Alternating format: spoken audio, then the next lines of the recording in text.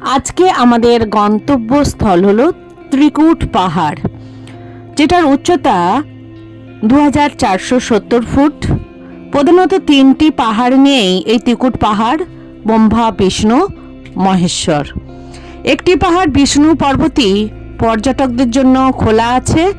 জুলাই থেকে সেপ্টেম্বর পর্যন্ত ছোট ছোট ঝর্ণাতে জল প্রচুর পরিমাণে দেখতে পাওয়া যাবে। অন্য সময় কিন্তু জলগুলো ঠিকঠাকভাবে পাওয়া যাবে না। আর মহেশ্বর পর্বতে আছে একটি দুর্গা মন্দির, আর আছে ত্রিকুটেশ্বর মহাদেবের মন্দির। এই ত্রিকুটেশ্বর মন্দিরের পাহাড়ের তলার গুহার মধ্যেই নাকি রাবণ প্রথম পূজা করেছিল শিবকে কৈলাস থেকে লঙ্কায় নিয়ে যাওয়ার জন্য। এখানেই রাবণকে দর্শন দিয়েছিল ব্রহ্মা, বিষ্ণু, মহেশ্বর। তাই এই পাহাড়টার নাম ত্রিকুট পাহাড়। বিষ্ণু পাহাড়ে যাওয়ার জন্য রোপওয়ের ব্যবস্থা ছিল, বর্তমানে কিন্তু দুর্ঘটনাজনিত কোনো কারণের জন্য পুরোপুরি রোপওয়ের ব্যবস্থা বন্ধ হয়ে গেছে। সেটাই তোমাদের আমি দেখাবো। এই হচ্ছে ত্রিকুট পাহাড়, ওটার রাস্তা। এর দুদিকেই প্রচুর দোকান রয়েছে। তো যারা চাইবে তারা কিন্তু সব ধরনের কেনাকাটাই এই ত্রিকুট পাহাড়ে করে নিতে পারবে। তোমরা দেখতেই পাচ্ছ, আচার থেকে আরম্ভ করে বিভিন্ন ধরনের জিনিস এখানে আছে। বাচ্চাদের কিন্তু বিভিন্ন খেলনাও আছে, চুড়িও আছে, বিভিন্ন জিনিস কিন্তু তোমরা পেয়ে যাবে। এখানে যেটা বিশেষ দেখলাম বাচ্চাদের টিনের হচ্ছে ট্রাক্টর, সেটা কিন্তু তোমরা কিনে নিয়ে যেতে পারো, এখানের স্পেশাল। তো দেখো প্রচুর দোকান আছে। আমরা একে একে উপরে উঠে যাব। পাহাড়ের গা দিয়ে ছোট ছোট ধাপ করা আছে। তো এখানে আমি তোমাদের দোকানগুলো দেখাচ্ছি এই কারণেই, যাদের মনে হবে এখানে কিছু কেনাকাটা করব তারা অনায়াসেই করে নিতে পারবে। তো আমরা এবার ধীরে ধীরে এই উপরে উঠতে গেলে কিন্তু দোকানগুলো পড়বে, দুদিকেই কিন্তু এই দোকানগুলো আছে। আর একটা কথা বলে রাখি, এখানে কিন্তু বানরের প্রচুর উপদ্রব। তো একটু পরেই দেখাবো বানররা কিভাবে খাবার দাবার নিয়ে নিচ্ছে। আমরা দেখো এই রকম সিঁড়ি বেয়েই আমরা উপরে উঠে যাব, যেখানে ছোট ছোট কয়েকটি মন্দির আছে। এই ধরনের পাথর আছে, যে এই পাথরেরই পাহাড়, তার মধ্যে কিন্তু সুন্দর গাছগাছালি আছে। দেখো সবাই এই রাস্তা দিয়ে দেখো এরকম ধরনের কিছুটা সিঁড়ি করা আছে। তারপর যারা উপরে উঠতে চাইবে কিন্তু সিঁড়ি পাবে না। দেখো এই সিঁড়ির পাশেই তোমাদের জুতো খোলার ব্যবস্থা আছে। জুতো খুলে রেখে মন্দিরগুলো তোমাদের যেতে হবে। এখানে বিভিন্ন মন্দির আছে, সেগুলো আমি তোমাদের দেখাবো। চলো আমরা যাই। জুতো খুলে আমরা ধীরে ধীরে ওপরে উঠে যাচ্ছি বিভিন্ন মন্দিরগুলো দর্শন করার জন্য। আর বাঁ দিকে দেখো রাস্তা দিয়ে অনেকে যারা ট্রেক করতে চাইছে তারা উপরে উঠে যাচ্ছে। আর এই ডান দিকেই আমরা মন্দিরের মধ্যে ঢুকছি। অনেকগুলো কিন্তু মন্দির আছে, দেখে নাও। সবাই কিন্তু মন্দিরের মধ্যেই ঢুকছে। বিভিন্ন মন্দির, খুব একটা ভিড় কিন্তু নেই, খালি আছে। অনায়াসে কিন্তু মন্দিরে গিয়ে তোমরা পুজো দিতে পারো, ভালোভাবে কোনো অসুবিধা হবে না। প্রথমেই চলো তোমাদের আমি গণেশকে দর্শন করাচ্ছি, গণেশ মন্দির। এরপরে একে একে মন্দিরগুলো আসবে। দেখতে পাচ্ছ ওপরটা কি সুন্দর প্রাকৃতিক পরিবেশ, দেখে নাও।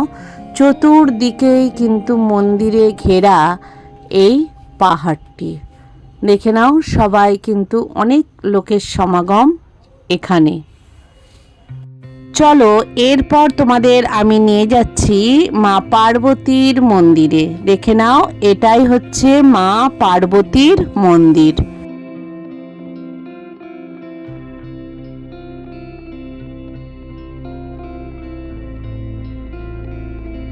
এরপর চলো মা দুর্গা মন্দিরে তোমাদের আমি নিয়ে যাই।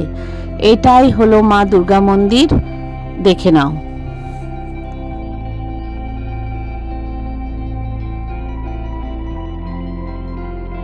এবার চলো দেখে নাও প্রাচীন যে শিব মন্দির সেটাই দেখে নাও, একদম গুহার মধ্যে প্রাচীন যে শিব, এটাই নাকি রাবণ এখানে তপস্যা করেছিল, এই ধরনেরই কিছু প্রবাদ আছে। এই সেই শিব মন্দির। এবার যাব কাল ভৈরবকে দর্শন করার জন্য। দেখো এই সেই কাল ভৈরব।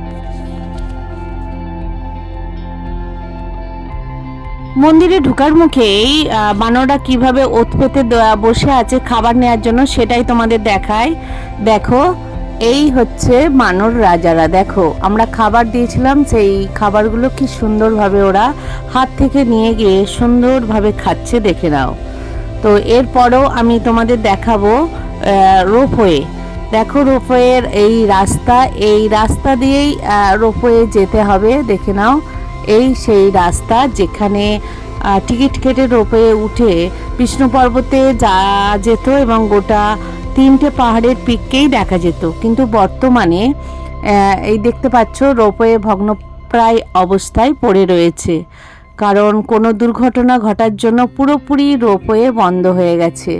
তো আমরা রোপওয়ের রাস্তাটা তোমাদের দেখাচ্ছি, কিন্তু রোপওয়ে কেউ তিকুট পাহাড় গেলে রোপওয়ে কেউ চাপতে পারবে না।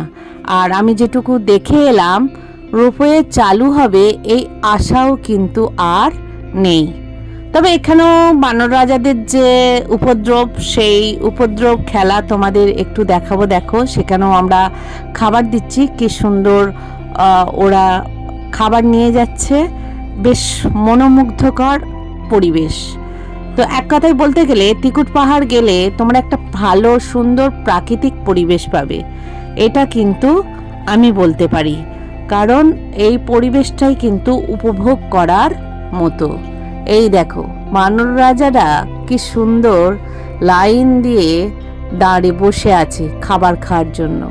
আর এই দেখো সেই রোপওয়ে টিকিট কাউন্টার, যেখানে টিকিট কেটে রোপওয়ে চাপতে হতো। যাই হোক আমাদের কপালে নেই, এবং পরবর্তীতে যারা যাবে তাদের কপালেও রোপওয়ে আর জুটবে বলে মনে হয় না। লাস্ট দেখতে পাচ্ছ ওখানে হচ্ছে রোপওয়ে যেত, তো যথেষ্ট ভয়ঙ্কর। ওই দেখে নাও কিভাবে নিচু থেকে ওপর পর্যন্ত রোপওয়ে যেত, আর চারিদিকে এই রকম গাছ গাছালি পূর্ণ প্রাকৃতিক পরিবেশ। তো এখানে নাকি রাম সীতারা যে 14 বছর বনবাসে ছিলেন, এখানে নাকি কিছু দিন এরা এই তিকুট পাহাড়ে ছিলেন তপবন যাওয়ার আগে। এখানে যারা গাড়ি নিয়ে যাবে গাড়ি পার্কিংয়ের কোনো অসুবিধা নেই, প্রচুর এখানে জায়গা আছে। আর সব থেকে ভালো জিনিস সেটা হলো আমি দেখাবো, বাচ্চাদের একটা সুন্দর পার্ক তৈরি করেছে, যেখানে বাচ্চারা বোরিং হবে না, সুন্দরভাবে খেলাধুলা করতে পারবে। 10 টাকার টিকিট, গার্জেন অ্যালাউ। তো দেখো আমাদের বাচ্চারাও এখানে সুন্দরভাবে খেলছে, অঙ্গ আর রিত খুব ভালোভাবে এনজয় করছে। তাই একটা বেলা এখানে কিন্তু খুব সুন্দরভাবে কাটিয়ে দিতে পারবে, মনোমুগ্ধকর একটা সুন্দর পরিবেশ পাবে। তো এই 10 টাকা টিকিট কাউন্টার, 10 টাকা টিকিট। তাই এতক্ষণ ধরে তোমাদের আমি দেখালাম তিকুট পাহাড়, যেটা ব্রহ্মা বিষ্ণু মহেশ্বর এই 3 নামেই পরিচিত। তো 3টে পিকে এখন আর যাওয়া যাবেও না, দেখা যায়ও না। তো রোপওয়ে যেহেতু বন্ধ, তো বন্ধুরা কেমন লাগলো অবশ্যই আমাকে বলো। ভালো লাগলে লাইক কমেন্ট সাবস্ক্রাইব করে দিও। আবার দেখা হবে নতুন কোনো ভিডিওর সাথে। তোমরাও ভালো থেকো, আমিও ভালো আছি।